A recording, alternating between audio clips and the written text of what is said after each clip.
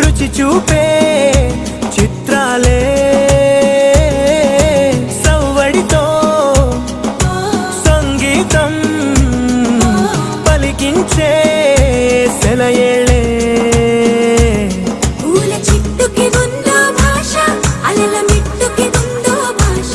అర్థమవ్వని వాళ్ళే లేరే అర్థం మాట్లాడే భాష పలకరింపే